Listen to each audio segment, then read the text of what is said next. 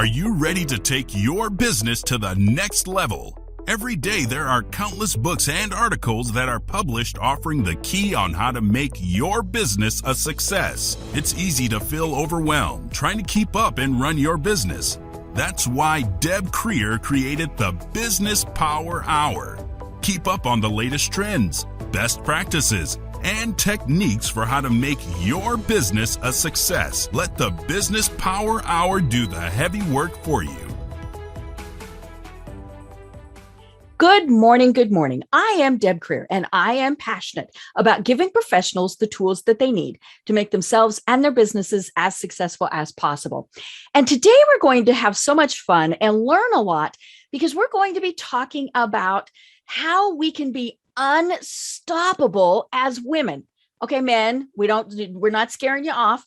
You all have women in your lives that you want to be unstoppable. So you need to be paying attention to this too. And of course, the tips also apply to men. So, we are going to have a great conversation today. So please join me in welcoming Amira Alvarez to our program today. Welcome, Amira. Thank you so much for having me, Deb. It's great to be here. Great. Well, let me tell people a little bit about you. So Amira Alvarez is the founder and CEO of The Unstoppable Woman, a global coaching company helping entrepreneurs, empire builders, and rising stars in all fields achieve their goals and dreams faster than they ever thought possible. As someone who has made a quantum leap, going from barely making six figures to making 700,000 in 1 year, then on to seven figures, and has lived to tell about it, she knows exactly what tactical strategies and mindset shifts are required to get out of your own way, live life on your own terms, and master the art of achieving any goal you set your mind to. So again, Amira, welcome. Thank you. Thank you.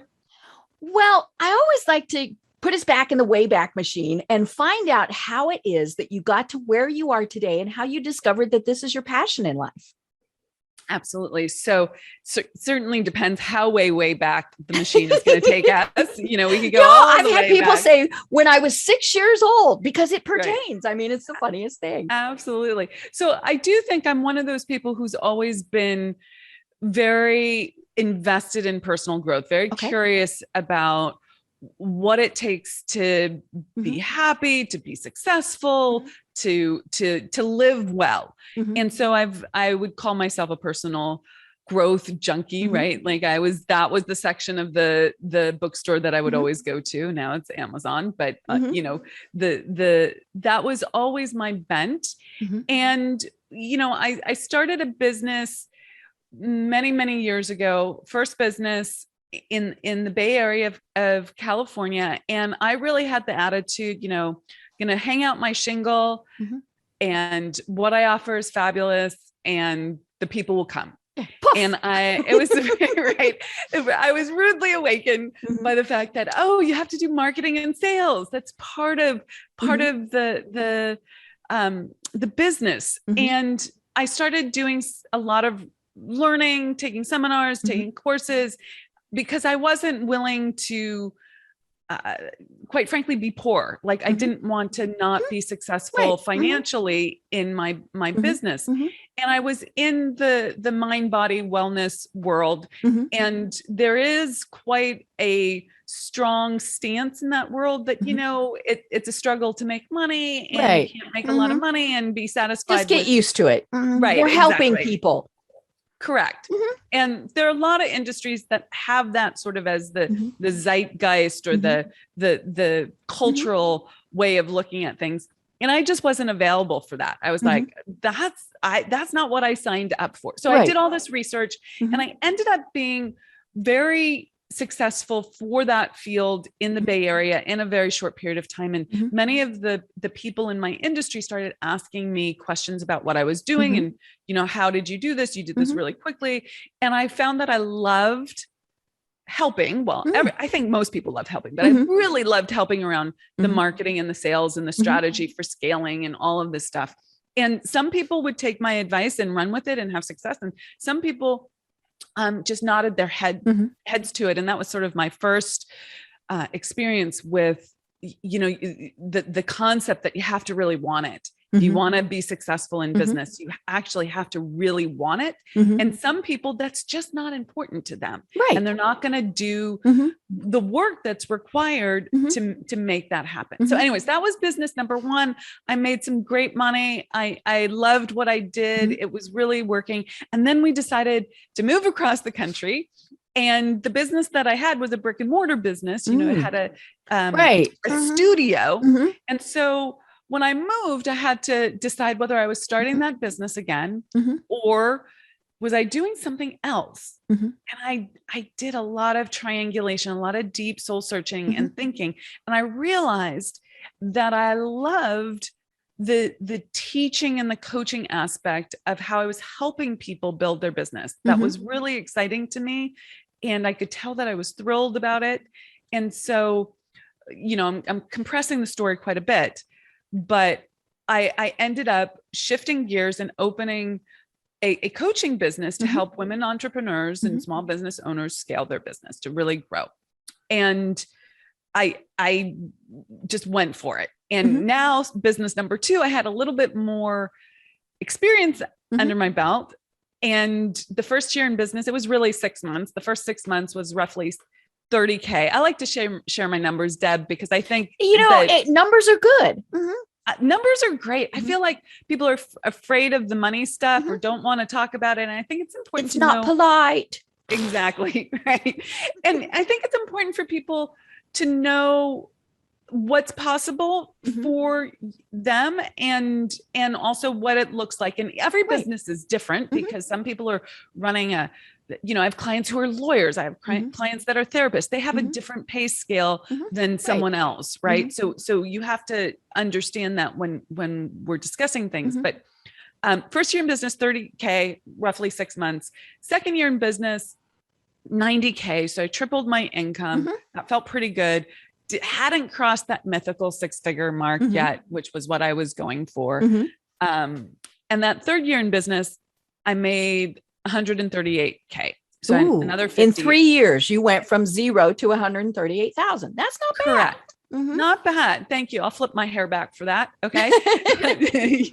I was proud of myself, but here's the thing, Deb, I was freaking exhausted. And I think a lot of people who work for themselves, this was me. And I think I had a part-time VA at that point, virtual assistant. I think a lot of entrepreneurs will recognize this. My strategy was basically be a good person, like do good work and work hard. Right. And work really, really, really hard. Correct. And like my come to Jesus moment, my big breakthrough moment was when I was sitting on the floor of my office. I had my laptop on my lap. I was leaning up against the couch. I remember it so distinctly. And my husband called up from downstairs and was like, "Hey babe, dinner's ready." It's probably like 6:30, 6:45 at night. And I was like, "Thanks, hon. I'll be right down. I just want to get one more thing done." Famous last words. Right. Like, as an entrepreneur, can you relate to that, Deb? There's always more. Yeah. Right? You have that in mind, but then an email pops up and you might check Facebook and pretty soon it's 10 o'clock, right? Yeah. And so it's that never ending to-do list. You're on that hamster wheel of never enough. And I, about an hour later, he's like, "Okay, I'm starting." Great guy. Didn't guilt and shame me, but I stopped and I was like, this is not sustainable. This is not how I want to live. Right. And it was this moment where I stepped back from myself and I looked at myself and I like to tell this story because I think it's really indicative of exactly where I was. And I think a lot of people can relate to it. It was now 7:45 at night. I probably had gotten up at 6. Okay. I get up very early, 5:36 kind of thing. And I rolled out of bed and it wasn't a client facing day. So I just went into work mode. That evening, I was still in the clothes that I'd slept in, and they weren't pretty clothes. They weren't sexy night clothes. They were like torn t-shirt sweats, and right. And I hadn't showered and I hadn't even brushed my teeth. Right. Ew. Yeah. You just got up and went work. And I was like, this is not the woman I want to be. Mm-mm.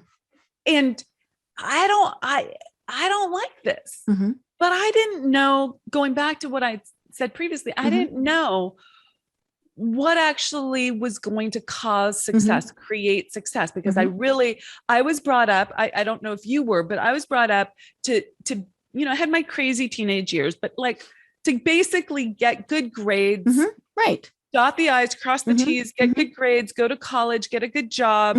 And that's how you were going to be successful. And I was using those same techniques to run a business, which is not what causes success. Right. Yeah. That hamster wheel doesn't really do things. It doesn't get you leverage. And so that was my big wake up moment. And I really paused then, and I made a commitment to myself that I was going to study success, and I was going to figure out, like in my head, like maybe this is not so humble, but in my head, I was like, if I'm so good at what I do and I'm so smart, why am I not further along? Right. Okay. And why am I working 12, 14-hour days? And it feels like, even though I had this success, in 3 years, it feels like I'm just grinding it out. And that doesn't seem accurate. So I studied success. I worked with a mentor.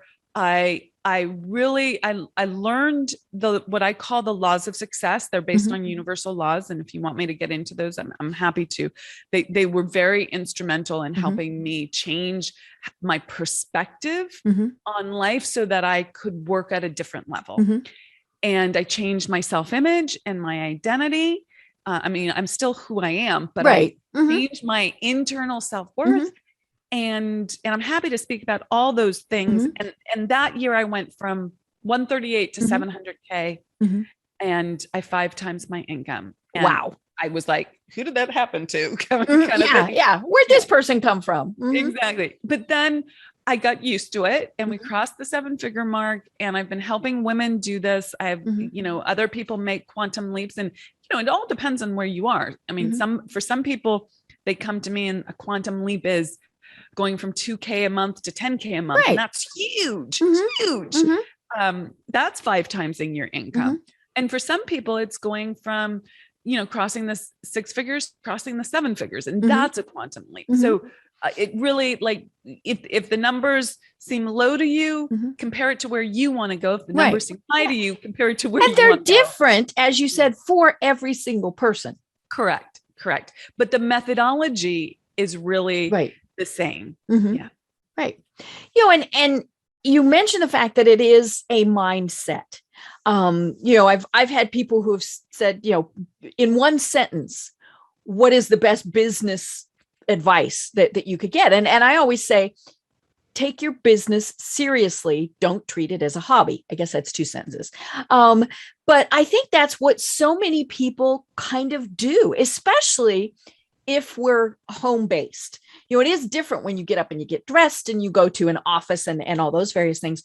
But for many of us, when we're starting out, we are in our home, and so it does tend to be kind of that hobby mentality that I'll work on it when I can, or, just all these various things, or like you said, we work ourselves to death on it. I mean, it's weird. There's not a happy medium. Yeah.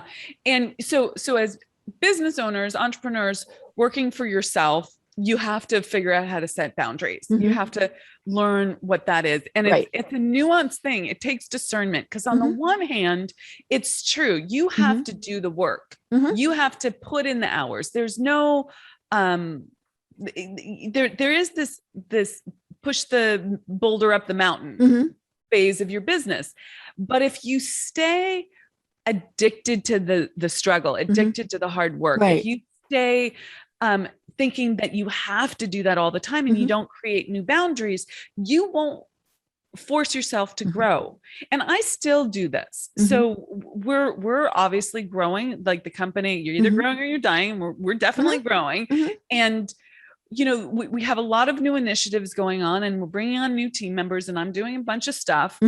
And I looked at my schedule after about 3 or 4 weeks and I was like, this thing that I've been doing recently, this is insane. Like I can't work like this and be rejuvenated, the visionary, being clear, being able to receive good ideas. And so I had to really set some boundaries. And I basically said to my team, Fridays, no meetings, meetings only from 9 to 3, hard lines, hard boundaries. Do not book anything outside of that time, and do not ask me to make an exception. And you know what it's done? Everyone takes over the meetings that I was doing, right? And it forces which is great for them. Correct. They take more ownership. I fire myself up, right? Like no, I that's not going to happen anymore. So anyways, there's lots of, you do need boundaries, and you do need to look at them often and reapproach them. Right. And, soon that will be smaller hours. So there'll be more visionary time and less, operation time. Right. But, right. Yeah. And I love that you talk about boundaries, because that, I think, for so many people, and I don't care if, they're working out of their spare bedroom or they're, a CEO of a multi-gazillion dollar company, we have to set those boundaries. But especially if you are a home-based business owner, people tend to think, well, you're there, so you should be available 24/7. And your clients think that, your people you're working with think that, all of those various things. And I learned that probably and I started my business over 20 years ago. That was one of the first things I learned, was to set those boundaries and to tell people I'm available between this period and this period. Now, does that mean I'm not checking emails at 10 o'clock at night? No. But I also learned I don't reply to them at 10 o'clock at night, because then it gets that expectation set. Oh, she's there, she'll respond. Right. Yeah. Do you use the send later command? Or save it in draft mode, all of those various things. And, and so it is one of those things. And of course, time zones, and especially now that for many things that we're doing, we're working with people around the world. So we do have to be more fluid on things like that. But maybe it's that, okay, Tuesday is going to be my evening night to deal with people. So Wednesday morning, I'm not available. I mean, things like that. So that, because we do get caught up in that, we used to call this and you still do in contracts, scope creep, right? You were supposed to do X and now you're doing X, Y, Z, and, several other things. And, so you have to learn to adapt to that. And I think as women, it's harder for several things. First of all, because we want to please people. I mean, God bless the millennials that we're raising to not think this so much. But we do want to make people happy. We don't want to tell them no. We don't want to tell them you have to wait till tomorrow. I did that last night. Somebody sent me an email and I responded and I said, I'll do this tomorrow. And after 20 years, that's still in my little brain went, and I thought, it can wait, and then, also as women, we've got many other roles that we're doing. We might have a family, all of these various things. And so it is a different challenge. I'm not going to, men face a lot of challenges too. But as women, it is, we do have different challenges. 100%. So there's a number of different things that I want to share in response to that. One, as a past project manager in a previous life, what scope creep is. I love that expression.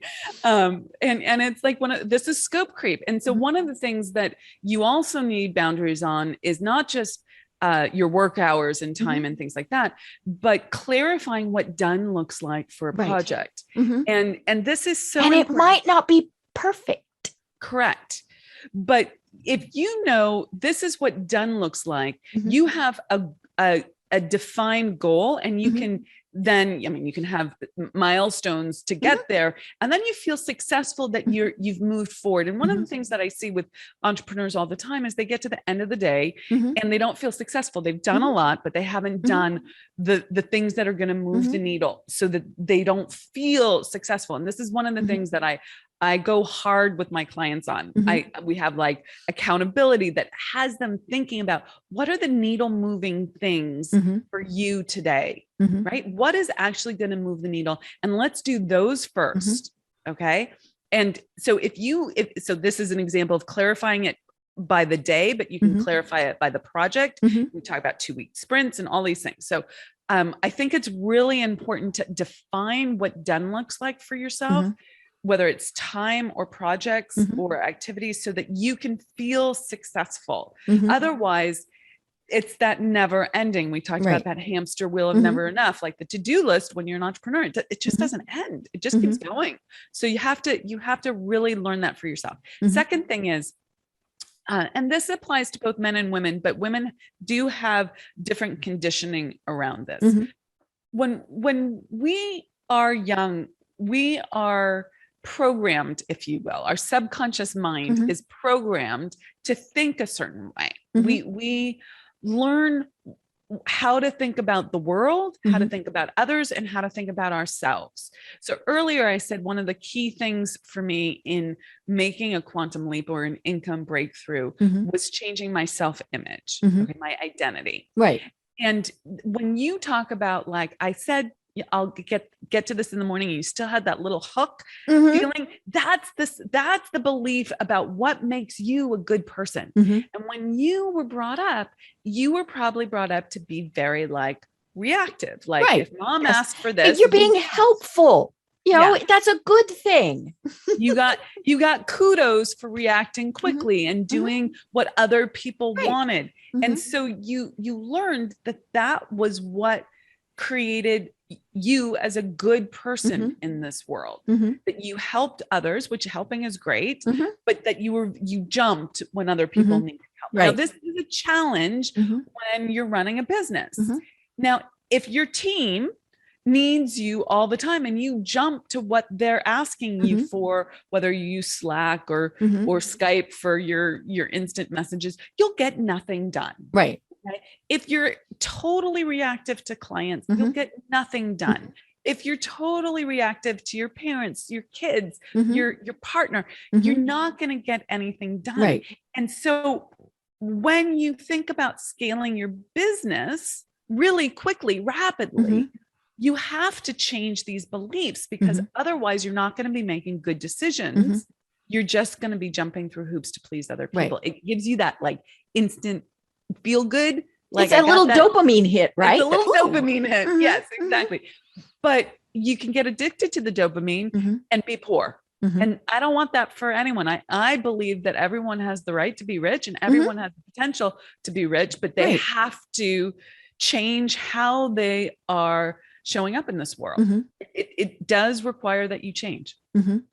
Right. You know, and it is something that, you know, we keep joking about the hamster wheel, but it is that, you know, we get caught up in that cycle of just, as you said, reacting and reacting and reacting. And what happens is, you know, we're going merrily along on our project and we get sidetracked, you know, squirrel,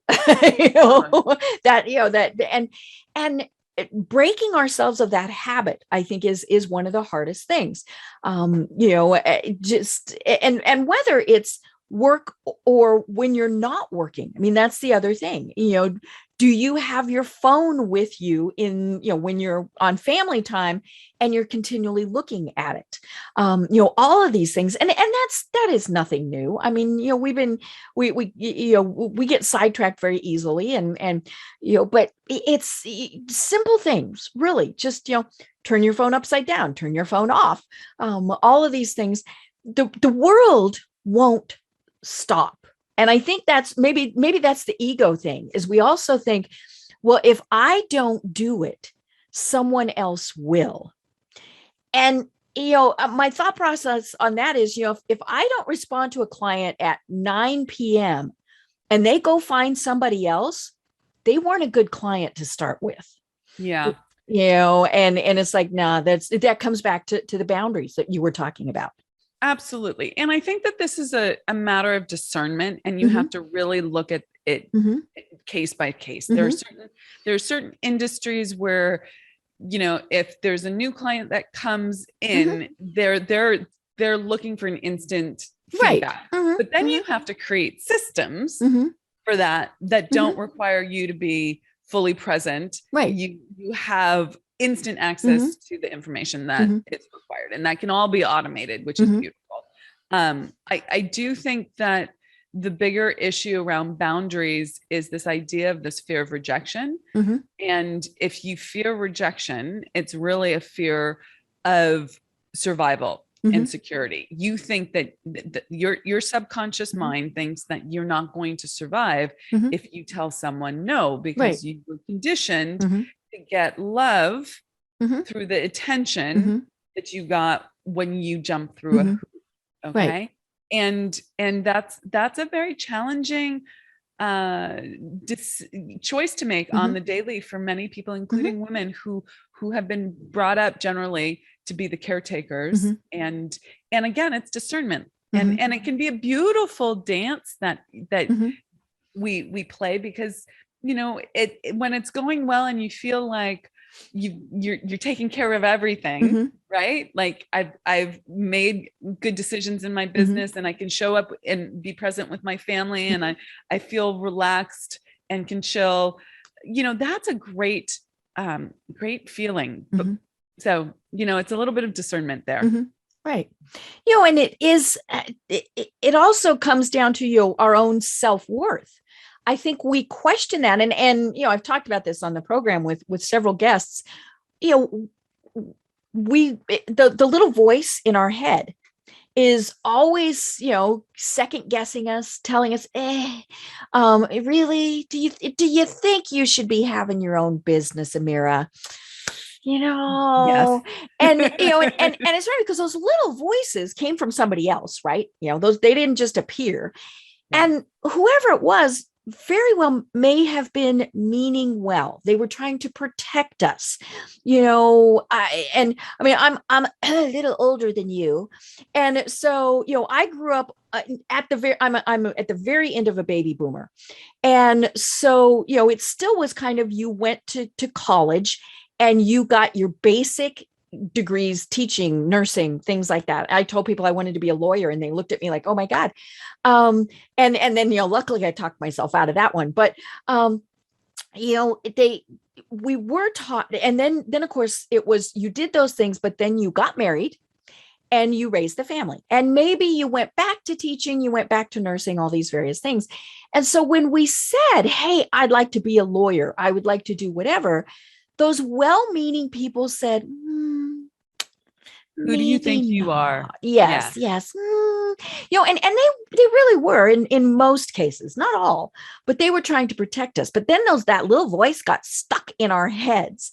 And so a big part of being successful is telling that little voice, bite me. You're a crack up. I love that. Yeah.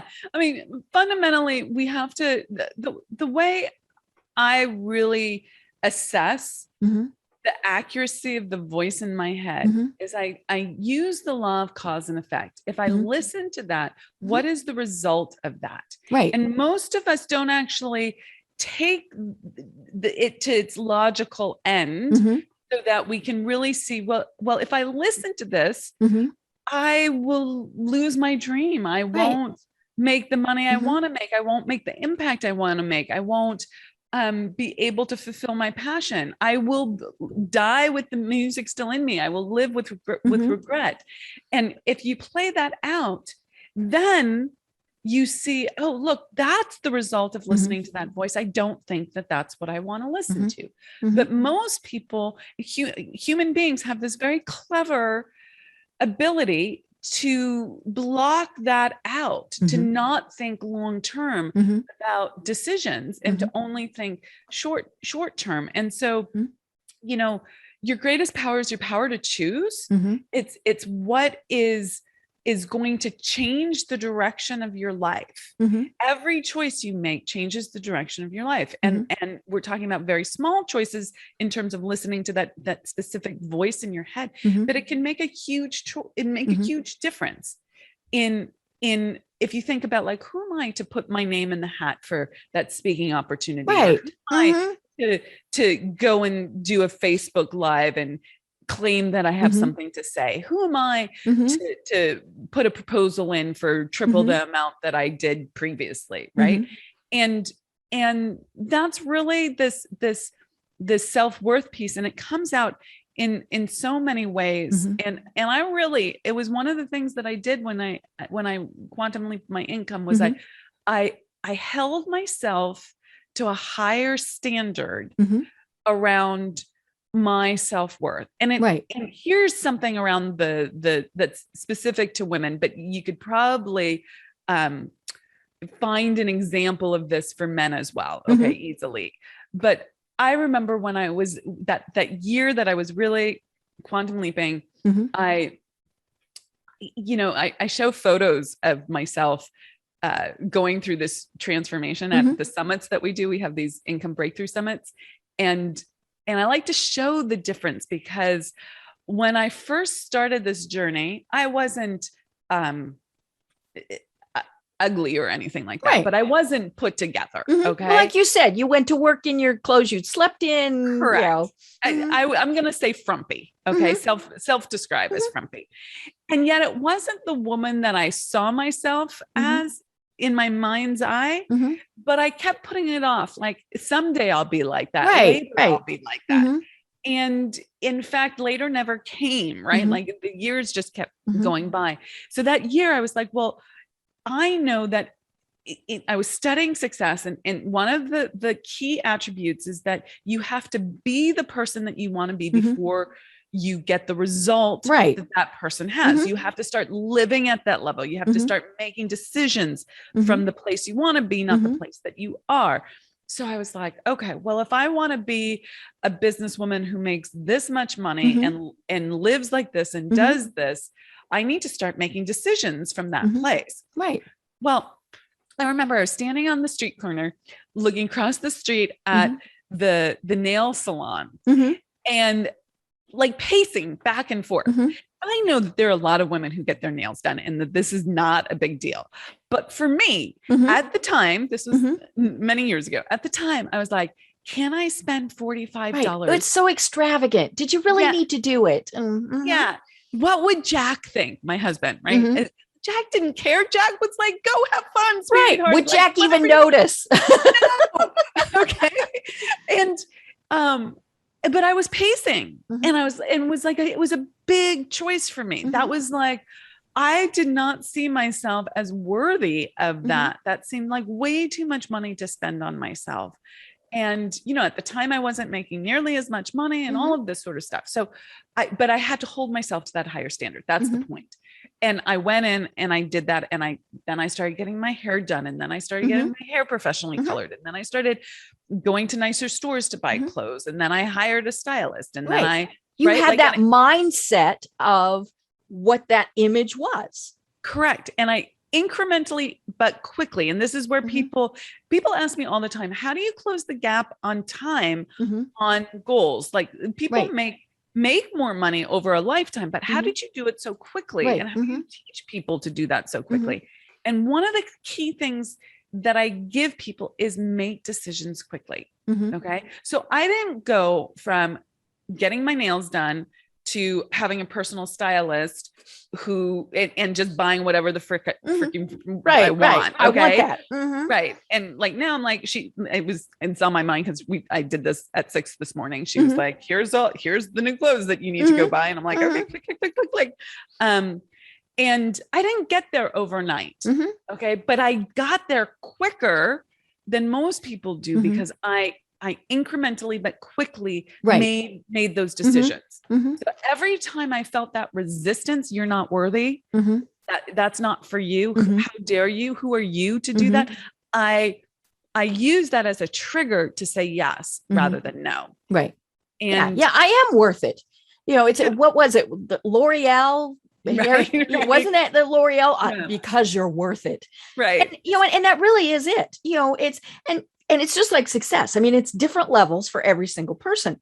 But, the second you have that, that's when that nice little voice, maybe we've got the little devil and little angel on our shoulders, and maybe it's the little devil that chimes in and says, yes, you are worth it. You go do it. Yeah. It's, and what happens is that you do feel this conflict inside. Okay. And this is the same. Let's bring it back to business a little bit more. So if I connected it, this building my look, if you will, to the image I had as who I wanted to be in business. And the image that you or the listeners have is totally different than my image. Okay. I'm not advocating one single way of being in business. Everyone has their own vision of what they want to look like. But go for it. Okay. So I knew that I was doing that on one hand, but I was matching it with the increased revenue on the other hand. Right. Okay? So you weren't bankrupting yourself by doing that. No, but I was holding myself to higher and higher standards. Like I was flying around the country when this was back in the day. We could. Right. And I went to my mentors' seminars, and I went to every single one. Well, maybe not every single one, but I went to like 8, like a lot in 1 year. And one of the things that he taught me, and it freaked me out, Deb, okay, totally freaked me out. And he learned it from his mentor. Okay. So like it's been passed down. I'm passing it down. Okay. It was front of the plane, back of the car. And I thought, like, my mindset at that time was, you elitist. So first class and chauffeur. Have a driver. Yes, pretty much. And I could not wrap my head around that. I was like, it was like, who are you? That's not who I am. I don't deserve that. And so that year I was like, I have to pay first class tickets, and I didn't have the money, Deb. Like like that was not in the budget. I was paying for mentorship, and I was like, no, I don't have the money. And then I was like, if I'm going to live this, I need to walk the talk. And I did it. And the concept, just so it's not like this phrase that goes in one ear and out the other. The concept here is that if you don't have a reason to make more money, you won't. You won't. So, and yet there's a rub to this. Some people have a high tolerance for debt, for being behind, for not paying their bills. Right. I don't mind credit card debt. It's a way to leverage money in business, and right. That's, people use that all the time. I have no judgment about that, but I am not going to default on my bills. I'm not going to not pay my bills. Like I have that's unacceptable to me. Okay. So if I was buying things, it was then forcing me to do the scary work, right? The hard things, make different decisions in my business, raise my prices, which is terrifying for most people. And I tripled my prices that year. That was an out of body experience. But the result was that was my new level that I was working at. And I stayed at that level. It forced me to raise my game. Right. And then I got used to it, and like, you never go back. Okay. Right. Well, and it does affect how people look at you. Let's take the airplane example. We look at somebody in first class, or somebody who can afford first class, very differently than the coach person. Now, there's, maybe somebody just doesn't want to fly first class or whatever, but we do think of them differently. I mean, you were mentioning your personal stylist, and, how we show up in our clothing, if you go in, and I mean, a great example is, let's talk lawyers. The lawyer who goes in his $5,000 suit is looked at very differently than the person who goes in with his suit from Goodwill. Now, they may have the exact same education. The guy, that got his suit at Goodwill might actually be a better lawyer, but that outward impression that people have is also how they treat you. And so they expect better from you, right? If you're the $5,000 suit, then I'm going to expect you to do $5,000 suit work. And you'll expect it of yourself too. Mm-hmm. I mean, here's one of the things that happened when I raised my prices, I became a much better coach. I was like, well, if they're going to be paying me this, yeah. Oh my gosh, I'd better up my game. Yeah. And I've never stopped. Right. Then I realized I can keep upping my game. And the more value that I provide, the more I will receive. You know, the law of compensation says that you'll be compensated according to the need for what you do, your ability to do it, and the difficulty in replacing you. Okay. And so if you keep raising your game, that's the second point, your ability to do it, it's part of that law of compensation. So when I talk about that first year, one of the things that I did was I studied. Okay. I know that's not a sexy, you know, thing, you know, we all want the quick fix, but I really, I studied what success was going to take. And then I started to apply it. I was bettering my best. I was raising my game. I was raising my standards for myself. And that is one of the success secrets, if you will. It's not really a secret, but like people get complacent and cruise. And one of the things we're always doing in our company, at least, and I encourage my clients to do it, is like, we ask for feedback, we iterate, we get better, we do more. So anyway, I think that's a really important piece to this whole puzzle, if you will. You know, and you mentioned earlier, you know, talking numbers. We have to talk numbers. I had an interesting discussion that I was participating in yesterday where they said, we don't really like to talk numbers. And I mean, you have to talk numbers. You know, if you have 10 clients now, then your number for next year should be 20 clients, should be 50 clients. I mean, whatever it is, what your income is. I mean, you know, we have to have those numbers, because if we don't have those numbers, we don't know when we've reached that point. You know, you mentioned goals before. You know, if there's not an end point, you don't know when you get there. You know, my favorite analogy at the moment is the GPS. You know, when you get in your car, you have to give it a destination. If you don't, it doesn't know where to take you. It might take you, you know, I don't even know if you can get, you know, hey, GP, you know, hey, Siri, take me wherever you want to go today. I'm not sure that's going to work. But you have to tell it where to go. Now, you know, obviously we look at it, go, oh, that route doesn't look good. And, you know, that's why it gives you multiple routes. So that's the whole process of this. You know, you look at it and you go, okay, I want to get from A to F. How am I going to get there? You know, and you have to know that that's where you're trying to get to. Yeah. We have something called the scale plan. And part of that is, I call it hashtag make love to the numbers. Like you have to look at your numbers and figure out a business model and make sure that it works. If this is your goal and this is what you're selling, how many widgets do you need to sell to get there by next year, and blah, blah, blah, blah, blah. And then you have to do the math on your time as well. We started our conversation out about boundaries and time. And a lot of people think, oh, I'll just work with a gazillion people, and they have no sense of, especially if they're in a service-based business versus product-based business, that doesn't scale. You know, so we have spreadsheets that we give people and break it down to make it simple, but you have to have the data there. And here's the thing that happens for so many people, especially around marketing, Deb.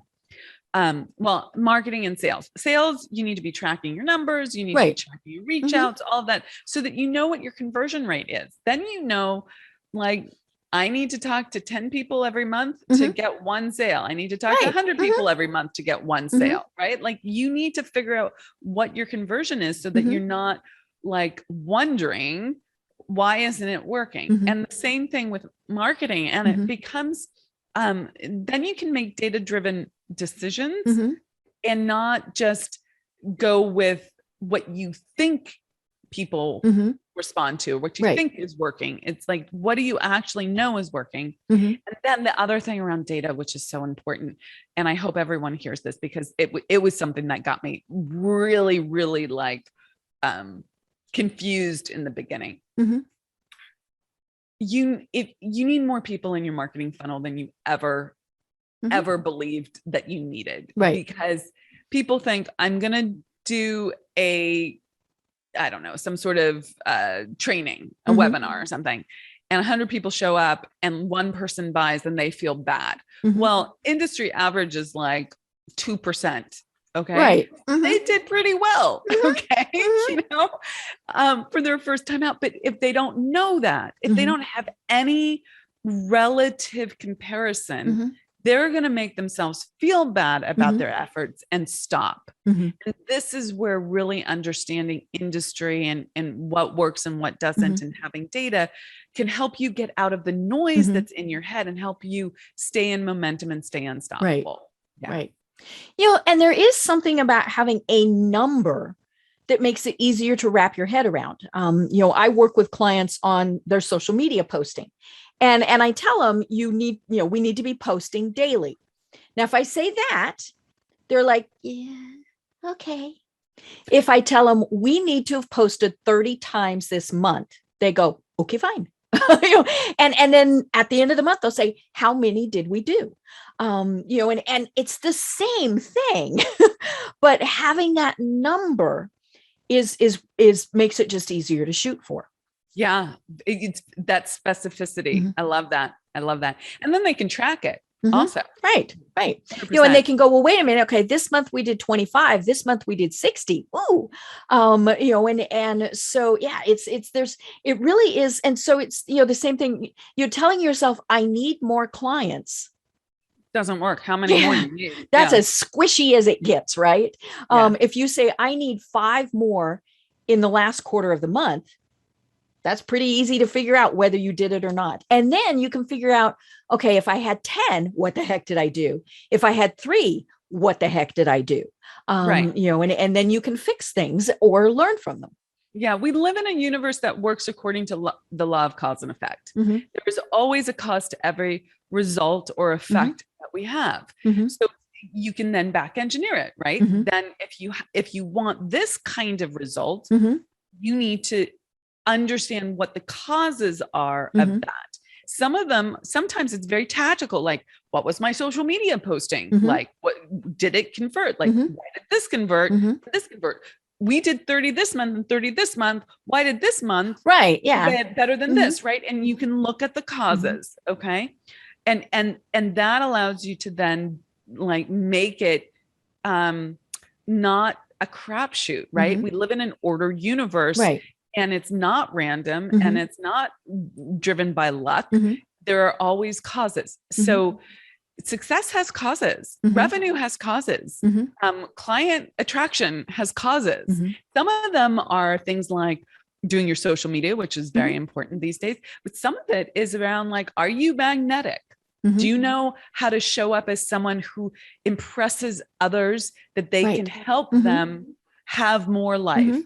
Right? Have more in their life. Do you know how to share what you do and position what you do? Right? There's so much to what causes success, and much of it is the inside game. Right.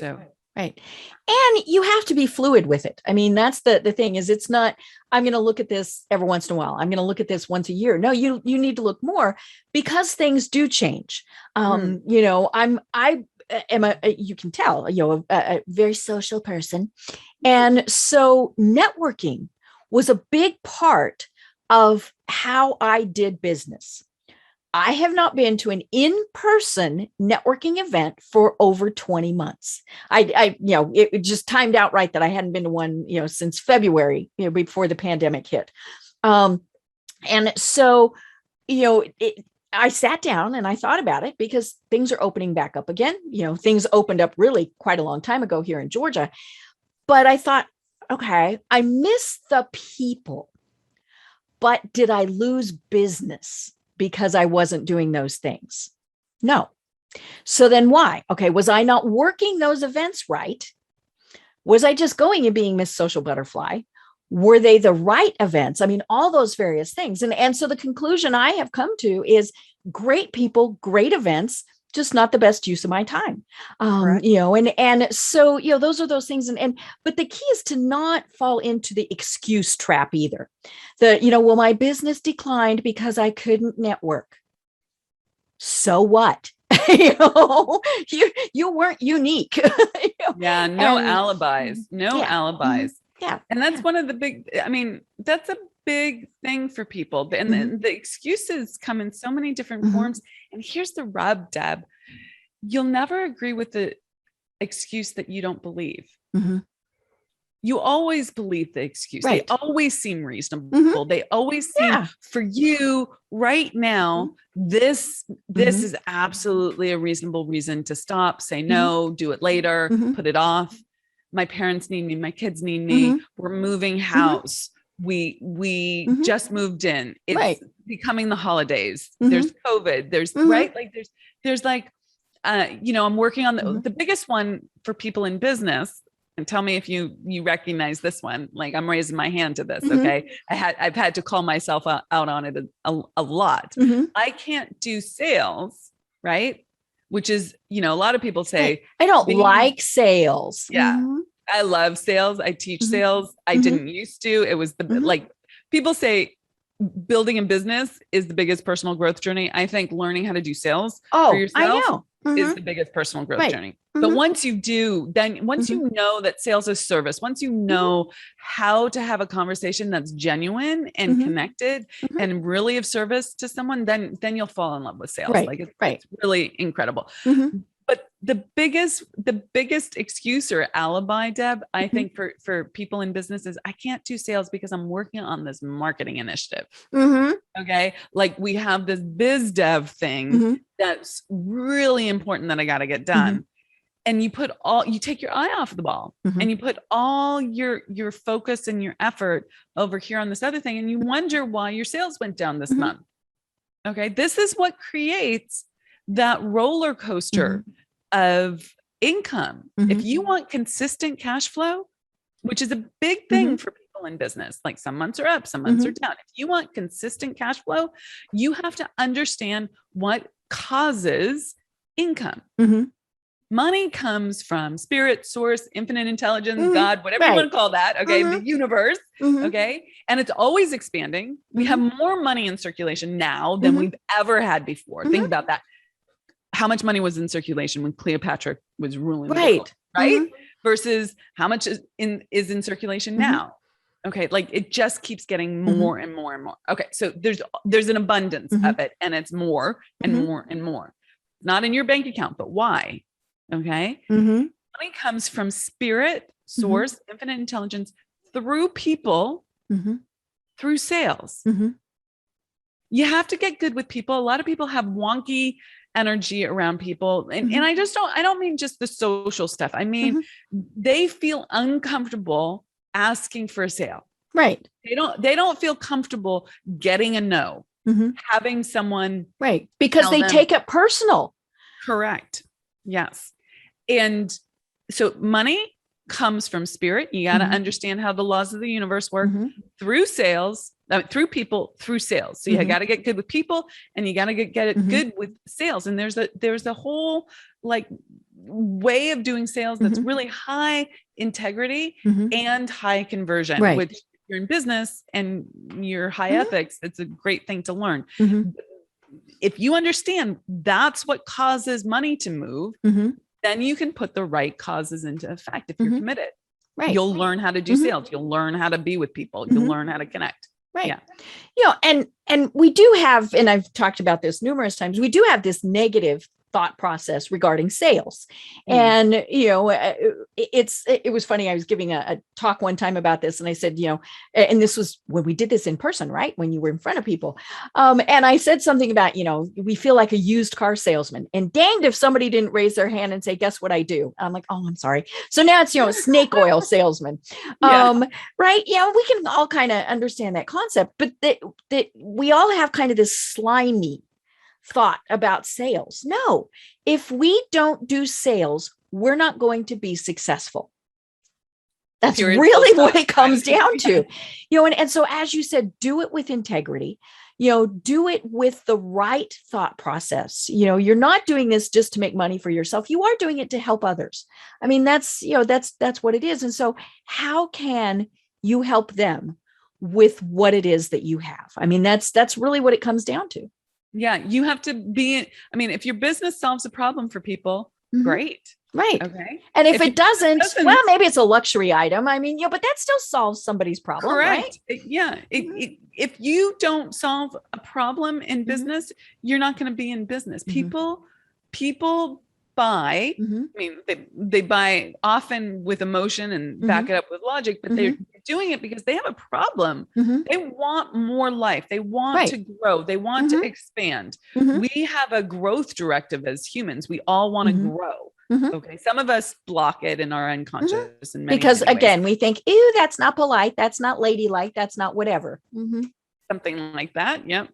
But we all want growth. And if you want growth, you blocked in some way. Maybe for your clients, they don't know how to do social media. They're blocked in that way. You help them grow by helping them solve that problem. My clients don't know how to get out of their own way. Right. They don't know. My clients are super smart women. They're really driven. They are not stare at their navel women. Okay. Right. They want to do this. They're go-getters and they've always been successful according to the rules that they were brought up with. And yet now they're in business and they're not, it works by different rules. Okay. And they want to break through. So anyways, if they want to learn how to reprogram their belief system, if they want to learn the laws of success, if they want to learn what it takes tactically to scale a business, if they want to learn sales, if they want to learn marketing, then they come to me. I solve that problem for them. Right. Perfect. And that's a win for both people. It needs to be a win for both people. Right. That's a perfect segue because we're almost at the top of the hour. So if someone is reaching that, okay, I'm ready to go to that next level stage, and they're thinking, how do they contact you and what are the services that you provide? Absolutely. Thank you for asking. So in terms of contacting us, the best thing to do is to come to our website, which is theunstoppablewoman.com. And men, you can go there too. It's okay. It's true. We love men. Very pro men, just in case you're wondering.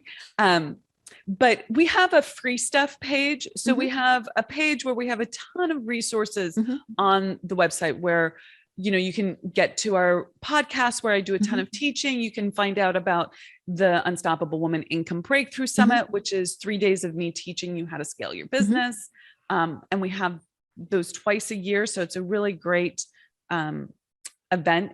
We do networking and connecting via virtual. And we have all the social media stuff there, lots of downloads that will help you scale. The scale plan is there.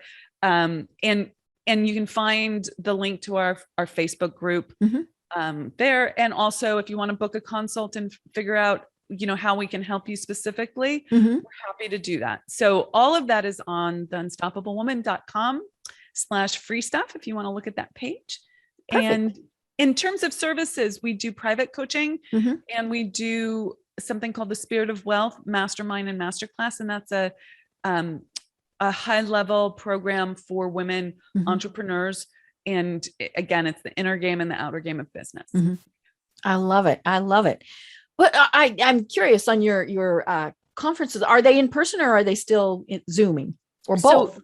So the one that we have coming up, we did hybrid earlier this year. This one we're doing all virtual. And I'm hoping in 2022, we will do in person again, but we'll probably always have a virtual component because we have a ton of people who dial in via Zoom internationally. We have people in New Zealand, we have people Canada, UK, Germany, Hungary, all over the world. So Switzerland, so being able to do it virtually it allows us to really provide the teaching to more people, which I love. And of course, we are my women. I call them my women, but the women in my community, they love the virtual events. We've been really dialing in exactly how to do the connection so that when you're in person, you're at a table with people and you're meeting people in the hallways. Like at this virtual event, we're having hallways. Where I know technology it's so cool that they're adding all these features that we can do this. Yeah. And so as if you ran into someone, on the way to the water fountain kind of thing. So we're doing a lot of really big engagement stuff. Yeah. Great. I love it. I love it. Well, this really has been wonderful. And I can't wait to look at more of your information. And again, it's at theunstoppablewoman.com. And fabulous information. I mean, I was glancing through it before and really lots of great tips on how you can improve and be more successful. And let's be honest, we all, I think that back to the little voice, that little voice really is in there saying, we can do more. So now we have to pay attention to that little voice. Don't let anything squash that little voice down, because we can do more. And it's just a matter of saying, I will do more, and then taking the steps to do it.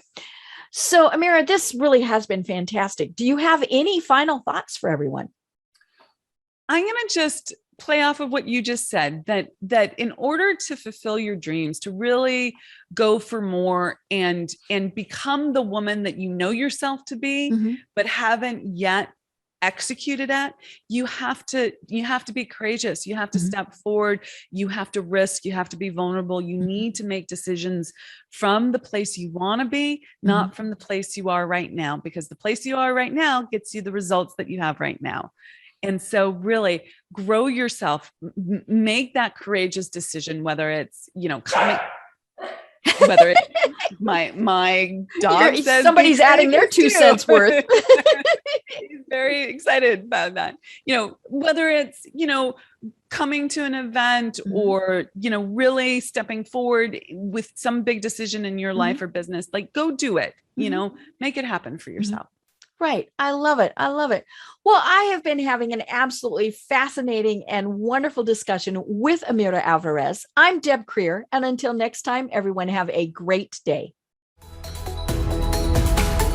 Tune in for our next program for even more trends, best practices, and techniques for how to make your business a success. The Business Power Hour, hosted by Deb Creer, is proud to be part of the C-Suite Network.